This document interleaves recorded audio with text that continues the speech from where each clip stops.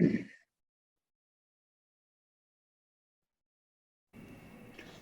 الله الرحمن الرحيم. In the name of Allah, the most gracious, the most merciful, praise be to Allah, and may the blessings and peace be upon the messenger of Allah.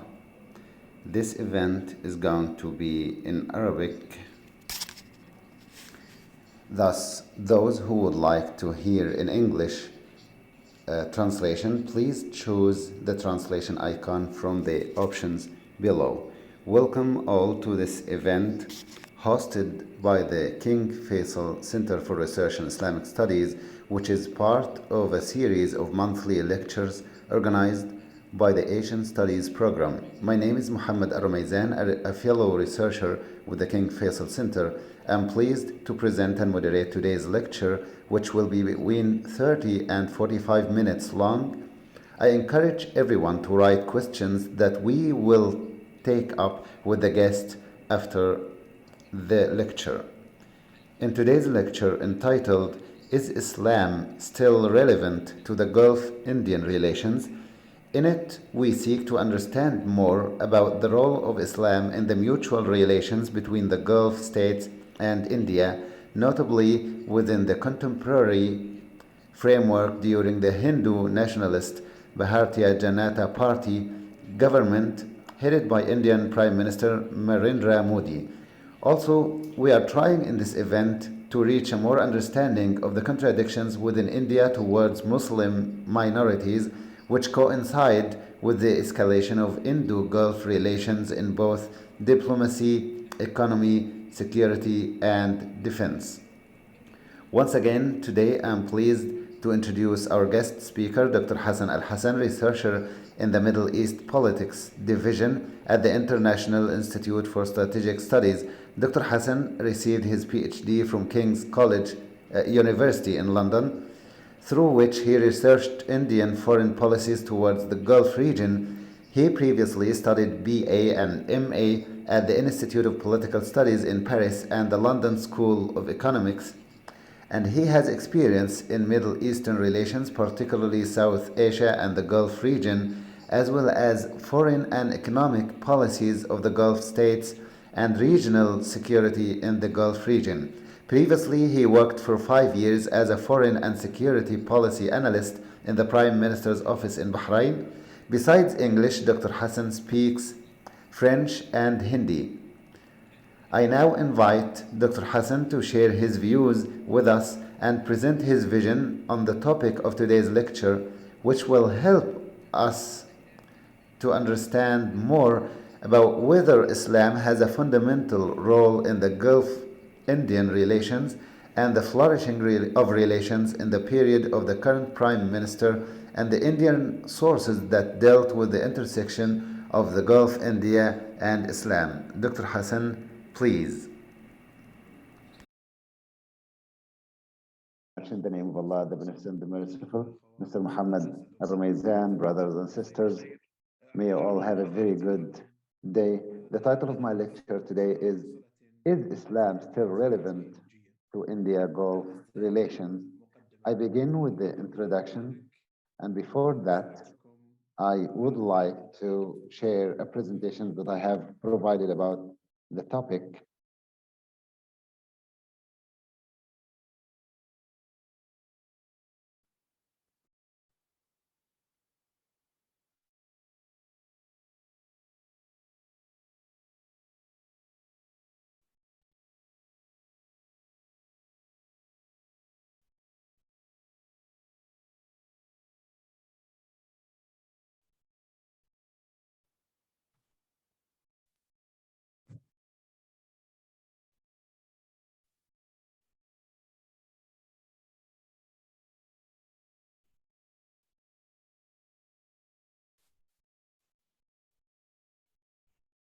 عفوا دكتور حسن، تفضل.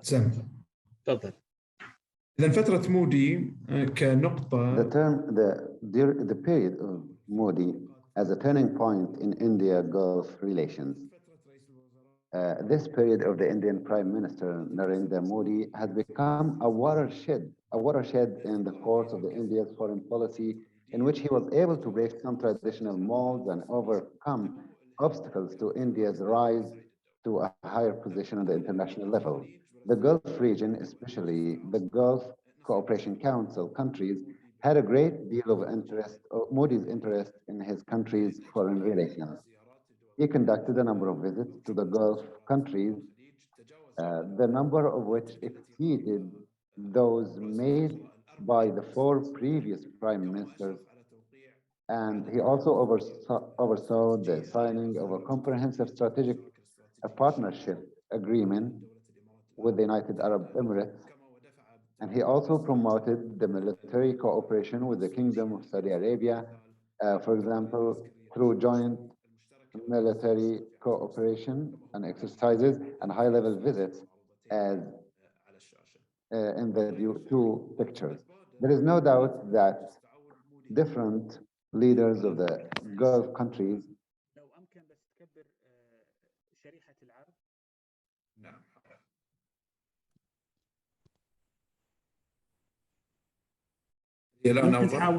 ممكن تحاول تضغط F5.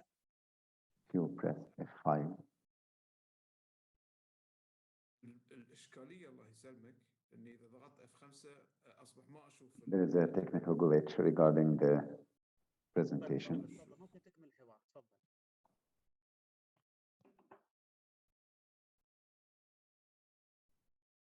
نعم. ومن غير شك. There is no doubt that the leaders of the Gulf states have reciprocated Modi's interest by returning the official visits. For example, His Royal Highness Prince Mohammed bin Salman, the Crown Prince of Saudi Arabia, and His Royal Highness Sheikh Mohammed bin Zayed, Crown Prince of Abu Dhabi. They visited New Delhi, and also the guest of honor at the Davos Desert Conference in Saudi Arabia in 2019, having Modi as a guest, an honorable guest. Also, he was awarded the highest honors in Abu Dhabi and Bahrain. Apart from the personal level, Saudi Arabia and the United Arab Emirates announced their desire to invest huge sums of more than $100 billion in India, and even pumped tens of billions in huge investments in energy, communication, and infrastructure sectors. While Modi views the Gulf states as an attractive source of energy, investment, and remittances, the Gulf states see India as a major market for energy export and an important source for labor, food, and medical expertise. And the Muslims of India, under the rule of the Hindu Rite, the level reached by the India-Gulf relations raises questions about the impact of Islam on India's foreign relations, as the general Indian Muslims have not witnessed a more severe period since the separation of Pakistan from India than the current period under the rule of the Hindu Rite led by Modi. The ruling Hindu Rite has taken religious sectarianism mixed with extremist nationalist slogans as an approach to managing the political arena inside India in an effort to polarize the state on a religious basis and urge the Hindu majority to align behind the Hindu trend, which calls for the rejection of Muslims as intruders on Indian nationalism of Hindu nature, according to their claim. In this context, the Indian government has struck out the two constitutional articles, namely 370 and 335A, related to the Muslim majority region of Jammu and Kashmir, which raised widespread fears of the government's intention to re-engineer the region demographically by dissolving the Muslim population within the broader Hindu incubator. The government has preempted the wave of protests in the region by arresting the political and parliamentary leaders of the region and imposing a curfew on the people, as in the picture in front of you, in light of the difficult humanitarian condition. As for the Indian parliament, they passed an amendment to the Citizenship Law that would allow migrants from neighboring countries to India and belonging to any religion other than Islam to obtain the Indian citizenship. While the government announced its intention to prepare national lists for Indian citizens, which could lead to the dispossession of millions of displaced Muslims from other countries' neighborhood, such as Bangladesh, Myanmar, or by genealogy. The ruling Hindu Rite has also contributed to creating an enabling environment for violence against Muslims by condoning gangs claiming to protect cows at times and engaging at other times and igniting sectarian fighting during the Delhi sit-ins in 2020, for example, or through the use of regional governments belonging to the Hindu right in Assam, for example, excessive violence in dealing with the displaced Muslims. Now we speak about the idea of uh, points of intersection between Islam from one side in different aspects and the India foreign policy in general. Islam from an ideological perspective, the fading of the idea of Islamic unity. The idea of Islamic unity adopted by King Faisal, the late King Faisal in the 60s and 70s of the last century, is one of the most prominent ways through which Islam had an impact in the Indian Gulf relations. At that time, King Faisal set out to establish the Organization of Islamic, what is called after that the Organization of Islamic Cooperation as a system for joint international work based on the basis of belonging to the Islamic religion. As soon, Pakistan proceeded to exploit this organization, which held its second conference in the Pakistani city of Lahore in 1974, uh, as in the picture, to mobilize international positions against India. Pakistan has succeeded partially in employing the organization as a pressure card against India, especially in the Kashmir issue, which has posed an obstacle, a historical obstacle to the progress of India-Gulf relations. The Saudi-Pakistani American cooperation in supporting the Afghani jihad movement against the Soviet invasion of the Afghanistan angered India, which in turn supported the Northern Alliance during the later Afghan civil war later. The role of the idea of Islamic unity did not stop in terms of restricting India-Gulf relations, did not recede except with the September 11 attacks and the war on terrorism and the flame of terrorism of extremist groups such as Al-Qaeda and the transformation that took place in the position of Saudi Arabia and other Gulf countries except for Qatar towards groups and currents of political Islam after the outbreak of the so-called the Arab Spring. Despite this, the Gulf states maintained a degree of balance in their relations with India even at the height of the organization's work and the sense of Islamic unity in the 70s.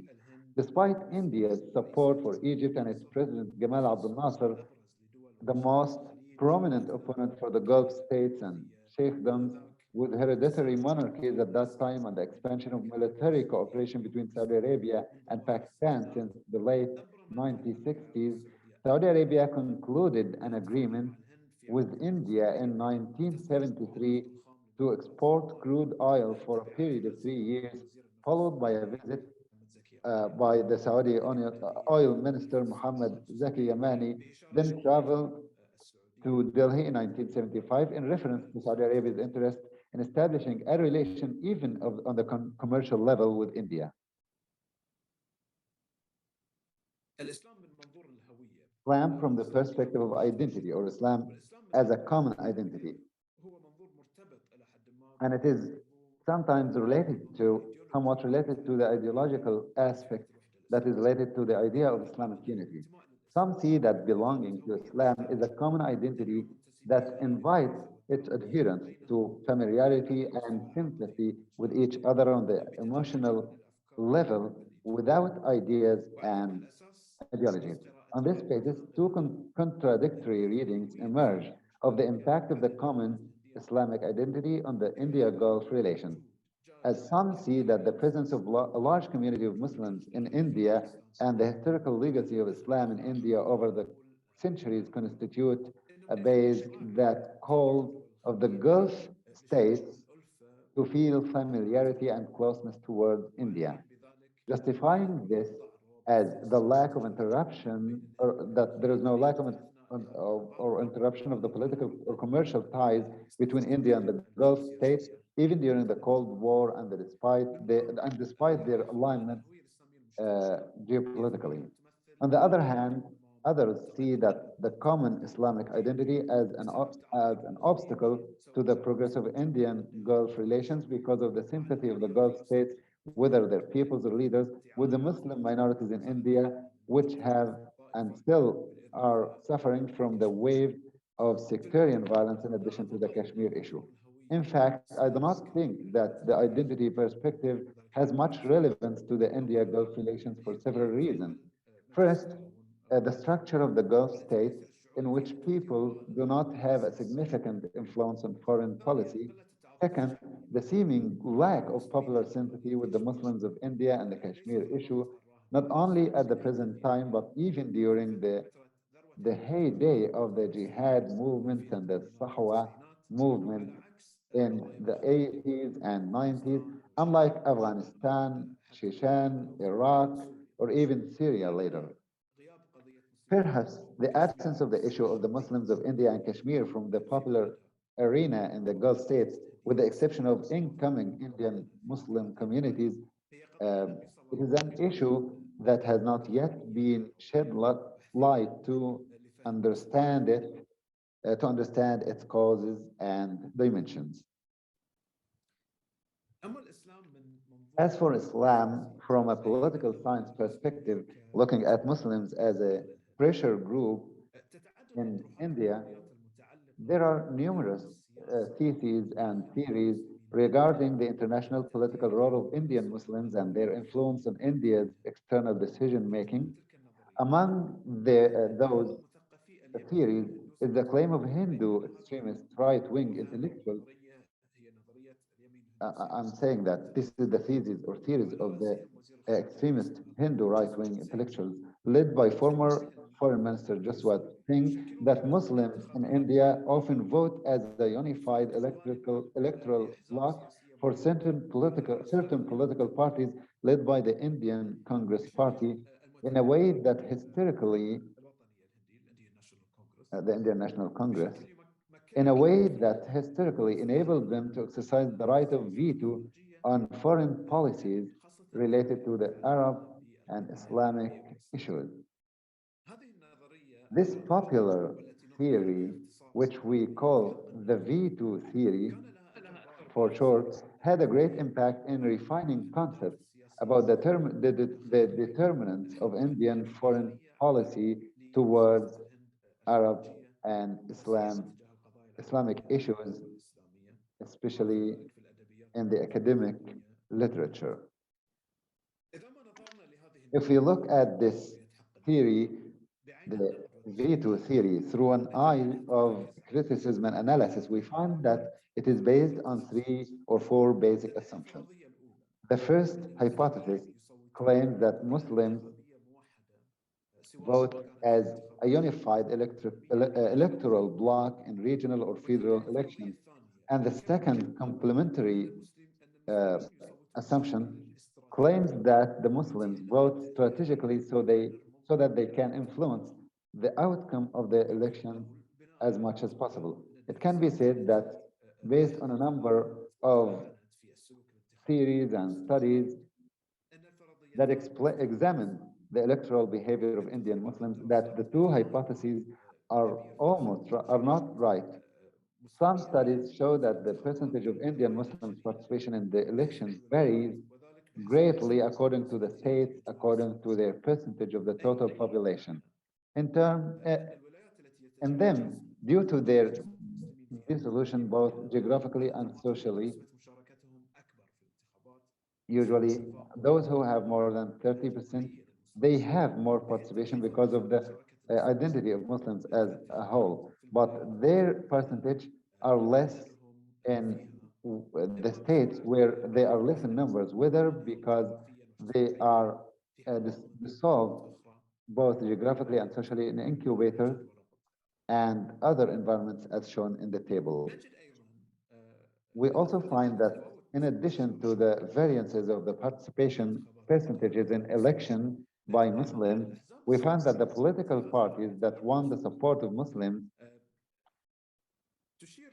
the data indicates that although the Indian Congress Party has historically obtained the highest percentage of support among the major Indian parties إلا أن مدى التأييد that the الانتخابي extent of electoral للإنجليز support that شهد تذبذبا they في have نسب been الانتخاب. calculated has fluctuated temporarily النتائج والرقم and geographically as تراوحت table number استراتيجية 4 shows. الحزب The percentage of المؤيد Muslims للأمريكي supporting the Congress 42% Party ranged historically between 32 to 40% between 1996 and أما فرضية 2009. حسم الولايات Geographically, according to the شهدت state, تأييد the مستمر percentage of Muslims supporting the Congress التمايل Party has varied يتراوح sharply, بين ranging 28 between 28 و to 31% 81% بحسب الخيارات according to the options المسموحة. available to Muslims in each state. الفكرة الأساسية هي As for ما the يسمى main idea is بالانتخاب that there is no المعين one clear السلوك stereotype الانتخابي of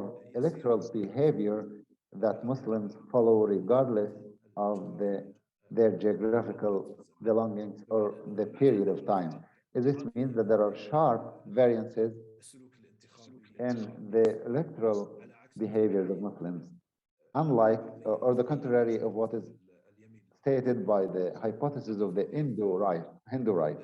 As for the أو third hypothesis, التي تقوم عليها on نظريتي which the theory هي of أن veto is للمسلمين based, اهتماما is that عمليا Muslims بالمواطنة have an actual interest in Arab الإسلامية or خارج Islamic إيران، issues outside the borders وأن of لهم India, آراء and that they متجاذبة have homogeneous وعلى رأسها opinions or قضية similar فلسطين. opinions about them, وتجدر especially الإشارة the issue of كثيرا Palestine. على أن اهتمام The الغرب issue of بالمواطنة Palestine. It should be خارج noted that the interest of إيران Indian public يتولد opinion in foreign توجها issues, واهتماما except for كبيرا India's neighboring countries, بسبب is تفشي limited الفقر due وارتفاع to the نسب spread of السكان poverty, وتدني high مستوى rates of التعليم illiteracy, بشكل عام. and low levels of والمسلمون development in طبعا general. ليسوا بمنأى And Muslims are not, in this ويحظون regard, are بشعبية not far شديدة. from this.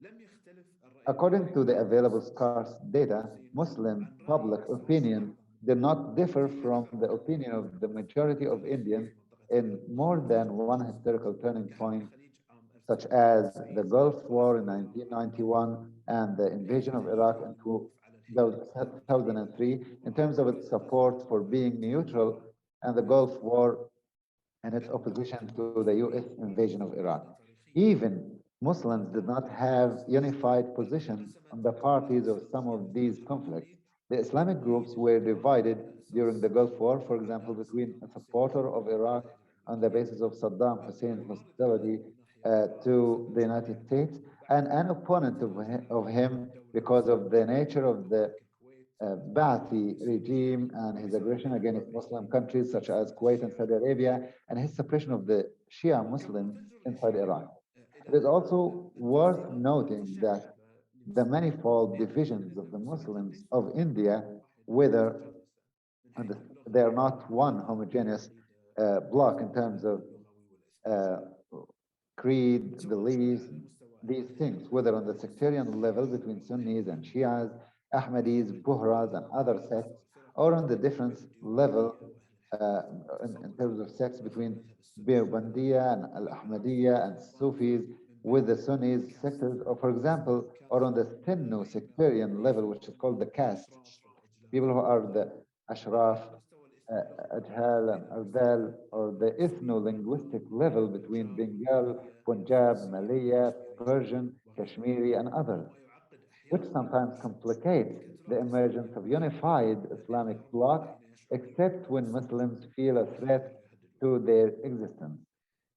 أما الفرضية الرابعة والأخيرة As for the fourth and final or last تبنى hypothesis عليها نظرية حق upon which the theory of فتعلق veto is based, الاعتقاد بأن is crystallized in the belief that the مؤسسات رئاسية Indian الحزب government المؤيدة that أولت were controlled by اهتماما the Indian People's Congress بإبقائها Party بآراء paid المسلمين attention to the أثناء opinions of صراعاتهم Muslims during their وصراعاتهم على making قرار of خارجي خاصة foreign بالزواج decisions بالأبناء related والأهمية to the والسياسة. Arab or Islamic لقد issues. تمكنت شخصيا من Through خلال my بحثي personal research لرسالة for الدكتوراه the preparation وتفعيل of my إعادة PhD التدوين thesis, والتفسير، I was able to refute this حيث claim in detail, بينت استنادا إلى as I showed عدد من based on الوثائق a number والروايات of documents, والمذكرات accounts, بأن memoranda, الحكومة or الهندية notes that the أثناء Indian government, المناطفات during the التاريخية most important للخليج historical turning points in والأندلس the Gulf وغزو region, العراق especially the Iraqi invasion of Kuwait in وتحرير الكويت على المدى 1990 القصير and the war of liberating Kuwait in والعودة الثالثة 1991 and the invasion of Iraq in جبهة 2003 الجنوب and the opposition of عام India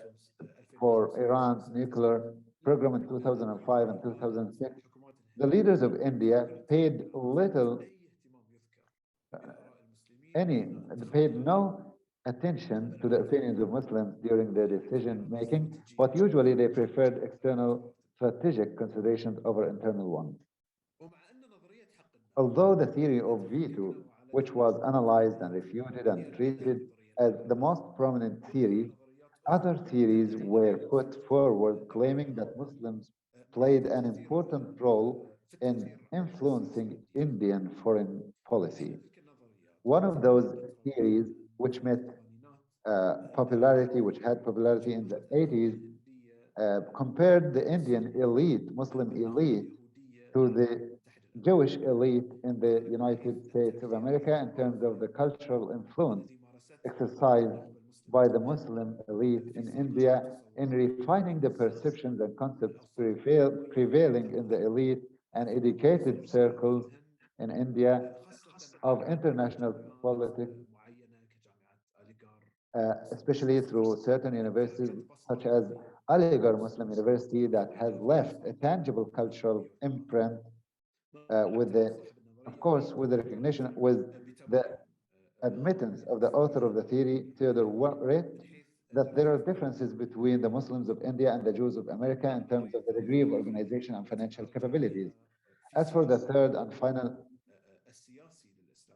theory, which we refer to in the context of the political perspective of Islam, some attribute certain aspects of the Indian foreign policy, such as India's historical reluctance to normalize with Israel until 1992 and the continuous support for the Palestinians cause in the founding role played by Muslim peers of the Jawaharlal Nehru, the first Prime Minister of India and the most prominent founder of the post-colonial Indian state, like Maulana Abul Kalam Azad, in terms of enhancing Nehru's sympathy for Arab and Muslim issues. As for the current situation, India's behavior in relation to the Gulf states cannot be explained by referring to the role of Muslims either as an electoral bloc or as a cultural elite, because the Hindu extremist right does not consider Muslims except for a few Shia minorities, for example, among its supporters and voters, and because it strives to juxtapose the traditional Nehruism templates of Indian foreign policy.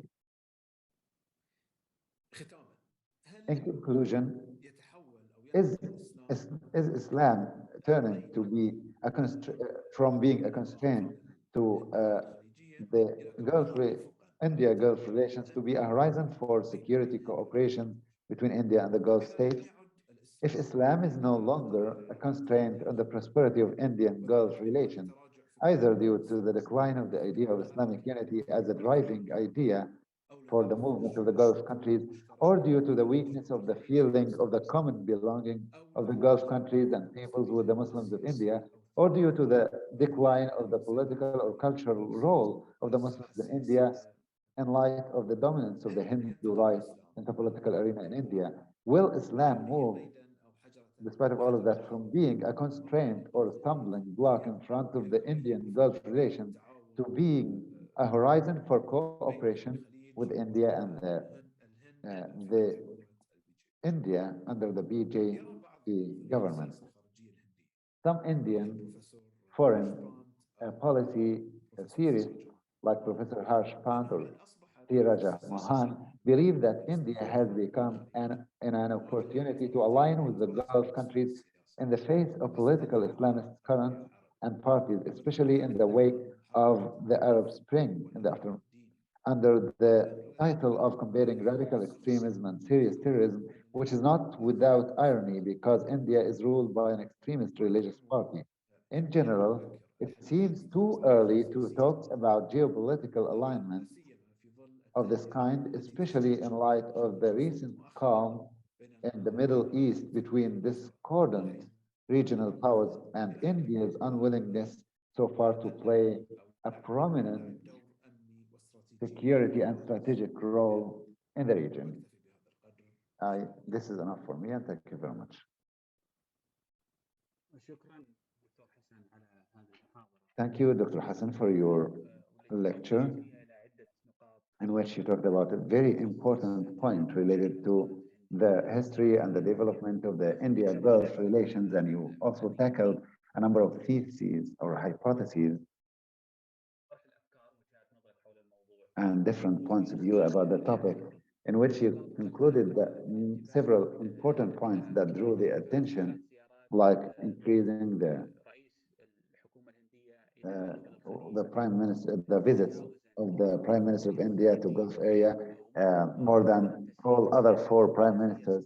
Also, the facilitation of having the Indian citizenship for non-Muslims, anyone other than Muslims. And also the role of the OIC, IOC, the Islamic Cooperation Organization.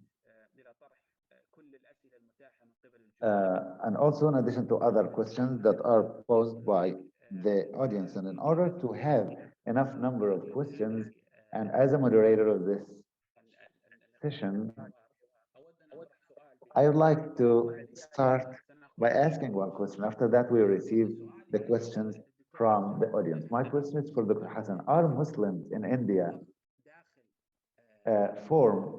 can they form a pressure inside the government of India within the domestic influence in India? You mentioned that in the foreign political policies, it's limited pressure, but what about the domestic policies inside India? شكرا أستاذ محمد. Thank you, Mr. Muhammad. There is some kind of impact or influence in terms of the ability of Muslims to pressure through the streets, protests, and trying to stand in the streets to announce that they are trying to publicly have some pressure, and through media and also the government, and again it's the government to change some of their domestic abilities. But in fact, Muslims, like other minorities like Christians, they suffer from the Hindu right policies in India. The traditional political opponents for the Hindu right are in a desperate situation. So Muslims do not find partners, political partners, or those who can, through them they can pressure against the domestic policies of the government. This means that Muslims alone do not have the population or demographic weight, electoral weight, to impact the decisions of the central government or the federal government, except for some of the states in which they have a bigger weight demographically and population-wise, like Kerala, for example, or West Bengal and other areas. But they do not have generally what is enough in terms of demography and population and electoral weight to impact the general direction of the central or federal government in the inside of India. The Hindu right succeeded, represented by the BJP party, could control and have strong dominance on the political arena inside India through taking over the election in more than one time. So historically, Muslims used to have some pressure on the and the central government through partnership with different parties, as I mentioned, like the National Congress, Indian Congress Party. But this Congress Party now is facing leadership problems and crisis. They cannot stand against the Hindu right government and BJP and Modi. So Muslims suffer in terms of finding political ways and manners, electoral or constitutional ways to impact the general direction of the central government of India except for trying to move in the streets using sit-ins, using protests and demonstrations that lead, in most of the cases, to conflicts and casualties with the supporters of the Hindu Right Party. Thank you very much. I can add another question. Is there a role for international organizations in condemning the racist sectarianism against Muslims? What about the role of human rights organizations? International organizations play an important role in terms of shedding the light of the media and informing or shedding the light on these issues, especially international organizations like United Nations or other organizations, to shed the light on some of the problematic practices done or conducted by BJP government. But at the end of the day, India is a big country, cannot be easily pressured internationally, and there are rationale and justifications internally in terms of elections and policies in order to mobilize supporters and to create polarization and finding maybe sectorization of the internal political security by finding religious sectarian divisions in order for the Hindu right to be able to continue controlling the arena, the political arena inside India. This means that the Hindu right, one of their, or based on their strategies and the methodology that they are following towards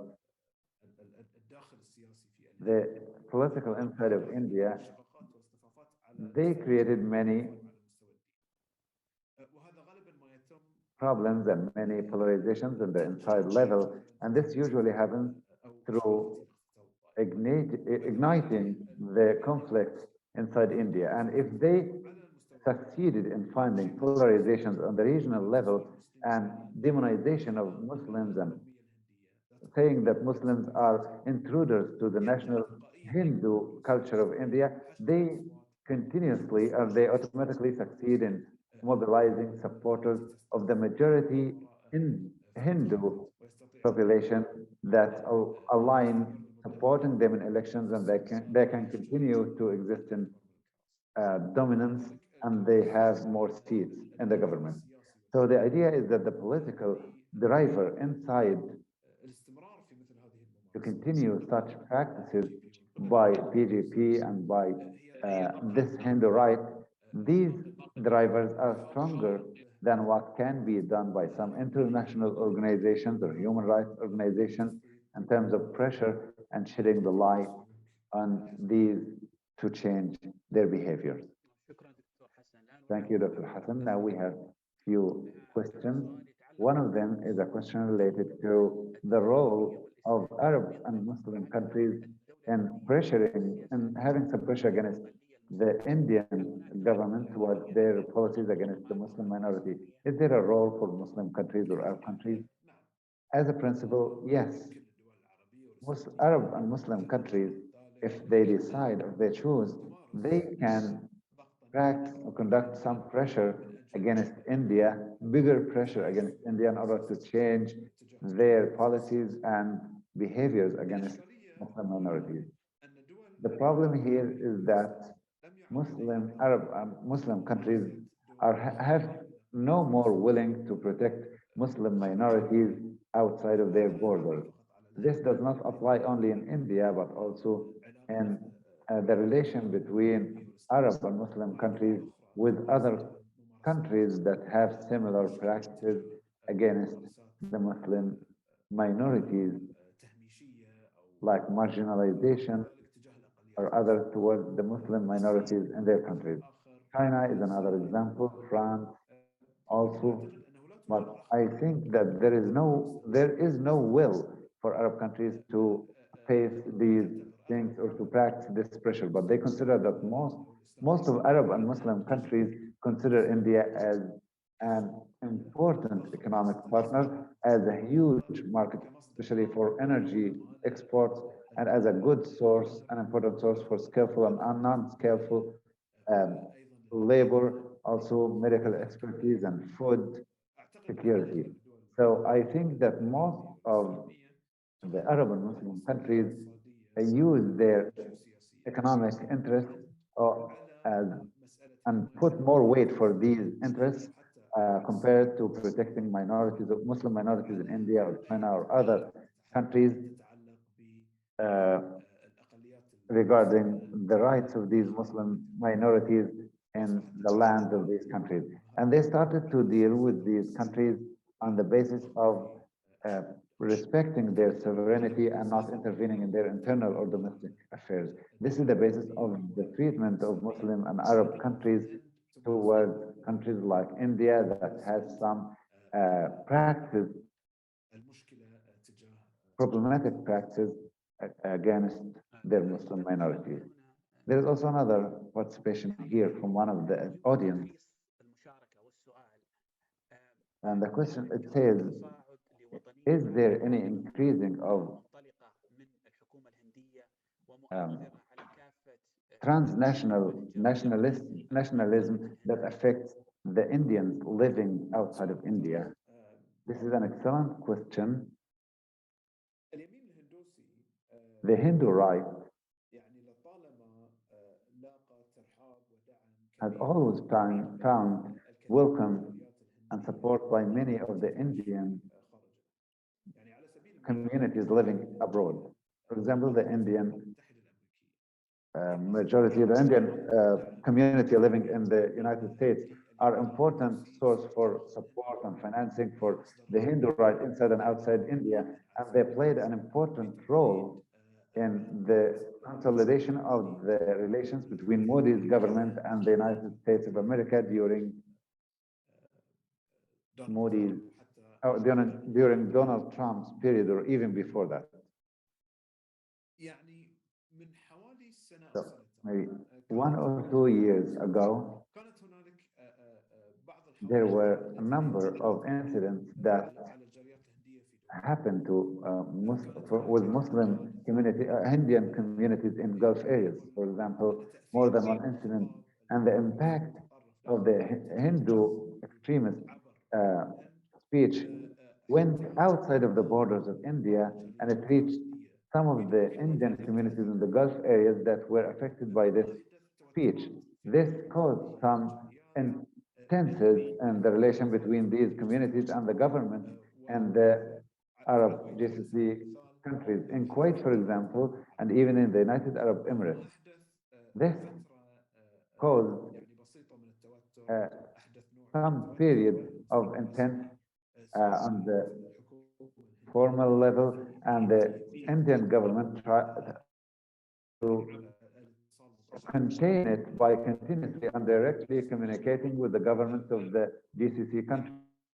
And in order to prevent any escalation of the situation and to prevent any negative impact on the Indian community's situation in India, so the government of India sent clear messages to their citizens living in the Gulf countries that they shouldn't ignite these religious or problematic ideas while they're abroad, to avoid any disturbances or not to have negative impact on the communities or Indian communities living in the Gulf states.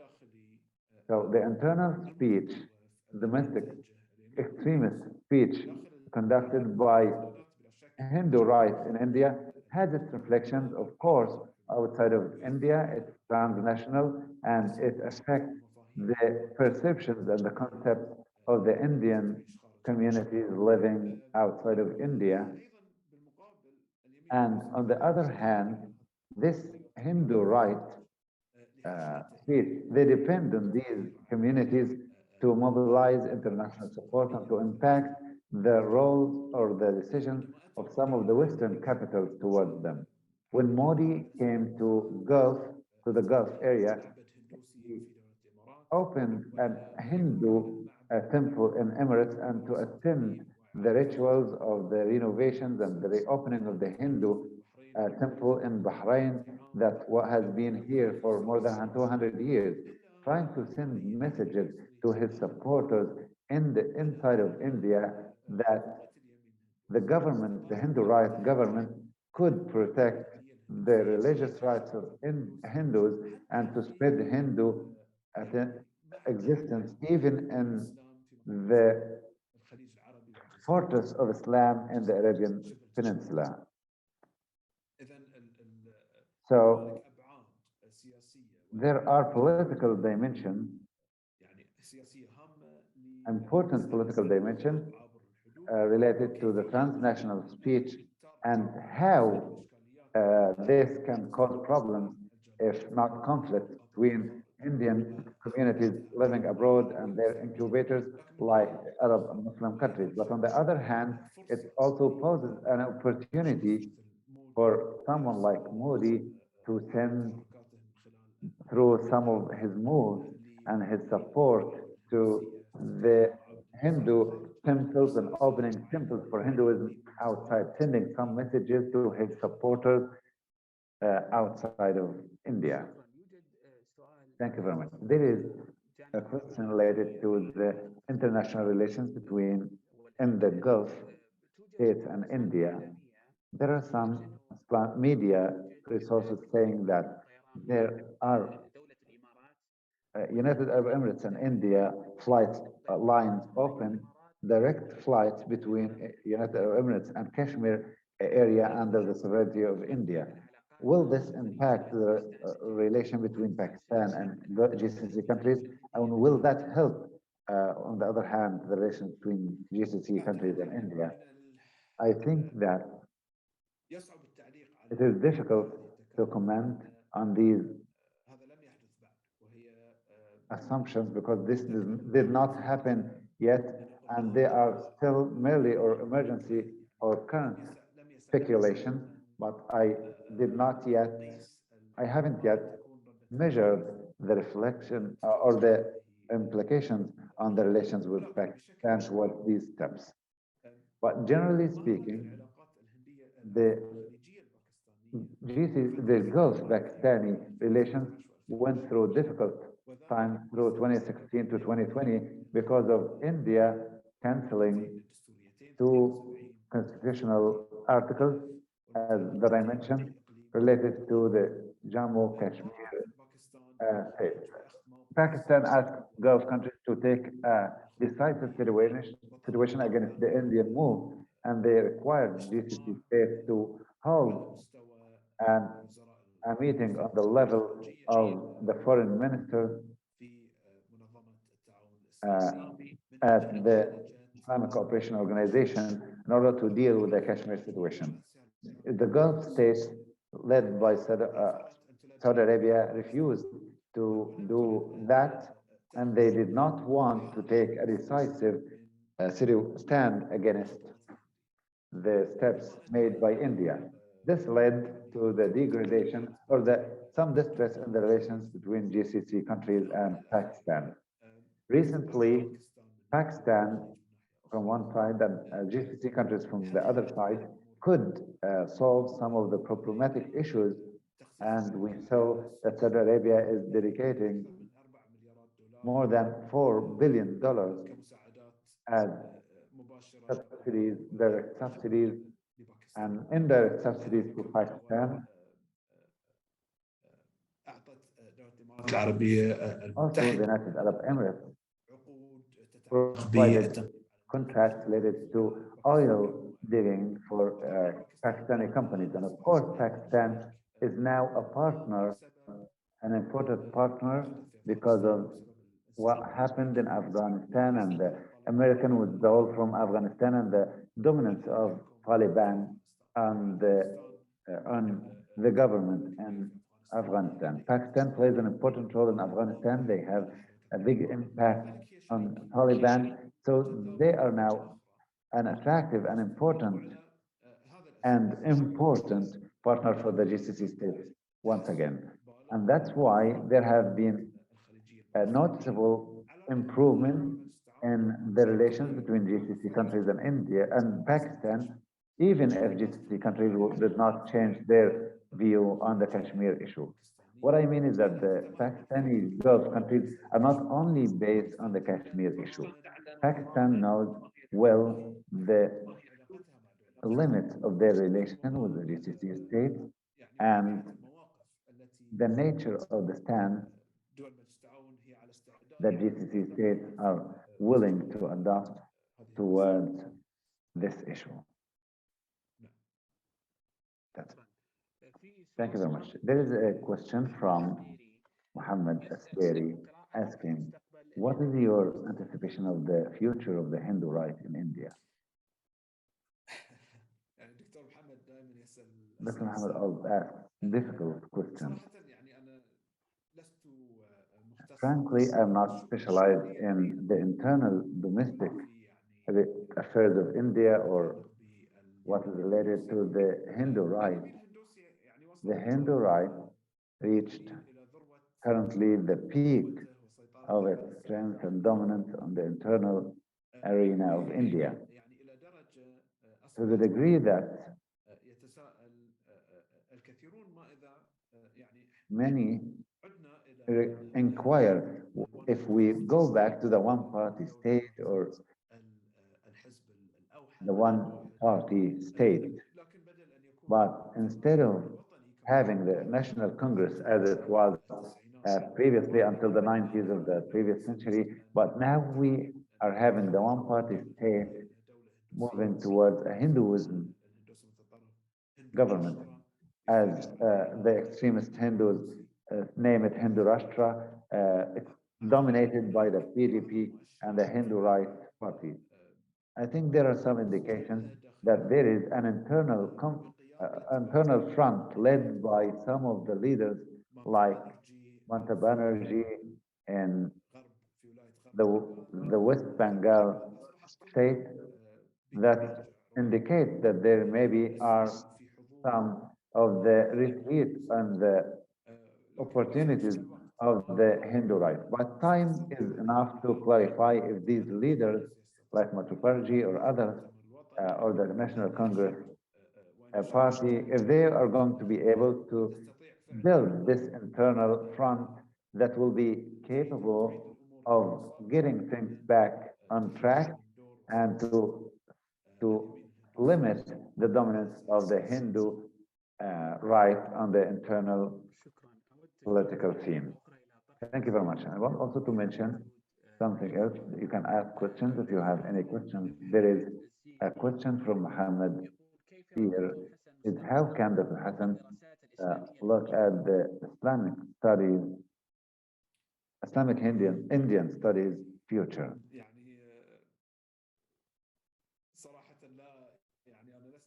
In fact, I'm not specialized in the field of Islamic Indian studies or Islamic studies in the Indian academic and cultural arenas and universities. What I can say is that some universities that are like Aligarh Muslim universities that are counted or considered as Muslim universities, and the Aligarh is considered the traditional Muslim university in India, they are suffering a lot because of the policies, even in the field of educational sector, because of the policies of the Hindu right.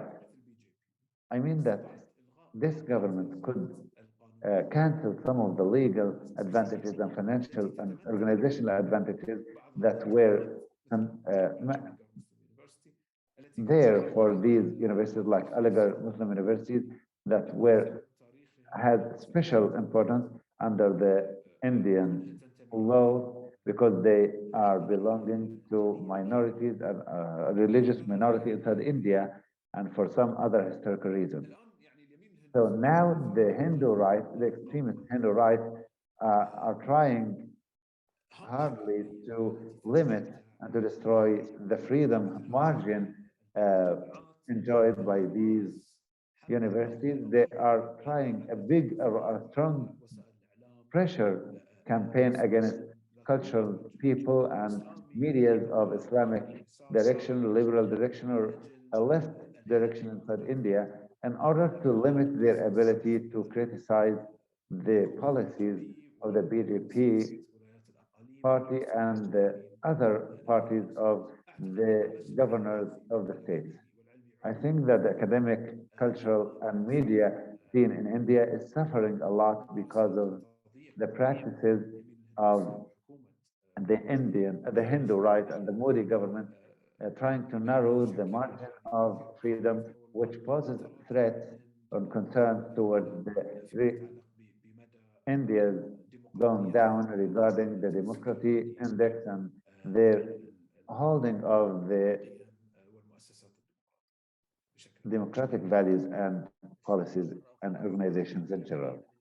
One last question before we end this lecture. Someone is asking about the progress in the relations between GCC countries and India, the Indian Gulf relation, and how will that be affected at the same time by the continuation of good relations between India and Iran, and how will that specifically impact Saudi Arabia? Previously, India used to follow what they call the balance between having the relations with India from one side and their relation with Saudi Arabia from the other side. And this was based on their keenness on not be getting involved in the regional conflict and not to appear as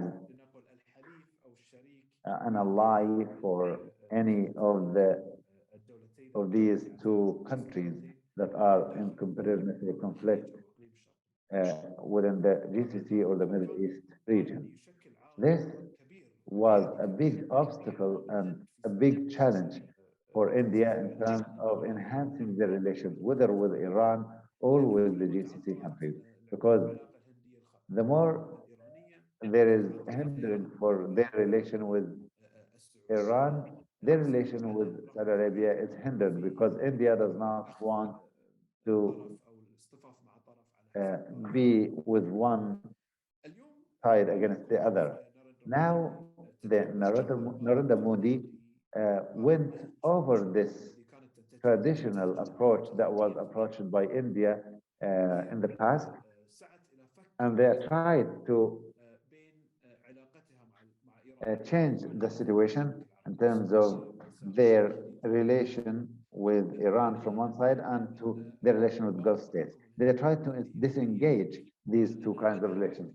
This means that currently they don't want to relate their relations with Iran with their relation with Saudi Arabia. They will continue working with Saudi Arabia in terms of the economic investment, political or even military part, and also because there is, as if there is no problems between Saudi Arabia and Iran, and at the same time they'll continue having relations with Iran as if there is no hostility between Iran and Saudi Arabia. This means disengagement of the two relations and dealing with each one as is. So I think this is the big change and the important change that happened by the hands of Narendra Modi, the Prime Minister, in terms of dealing with Iran from one side and Saudi Arabia from the other side. Iran, of course, is an important partner for India, even if it's a difficult partner.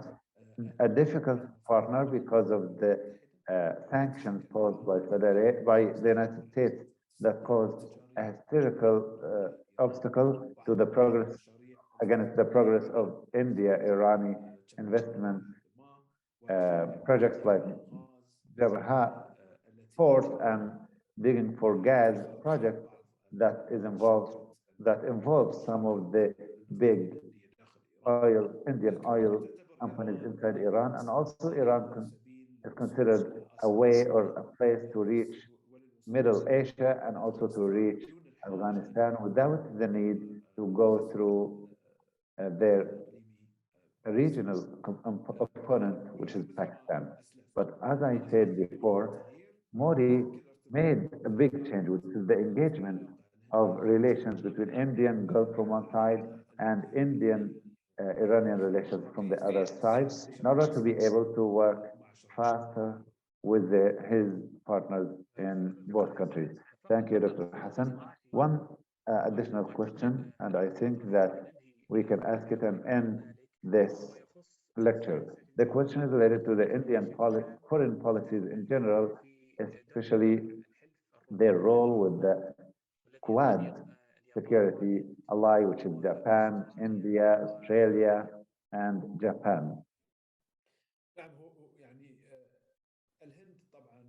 I think that India is a part of the Quad regarding the Indo-Pacific,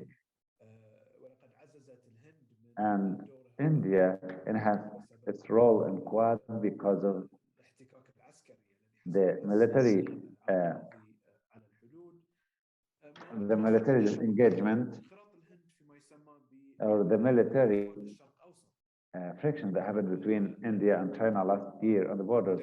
So what I mean is that for the quadruple meeting between the United States and Israel and United Arab Emirates, in addition to India, I think that I've written an article about this, and it was published 2 weeks ago. I think that India sees the Quad, the Middle East Quad, India sees it as maybe a block that is in parallel for China in the Middle East, like the Quad is what the Quad is doing in the Indian Pacific region. So I think that this idea or this perspective is no more than mere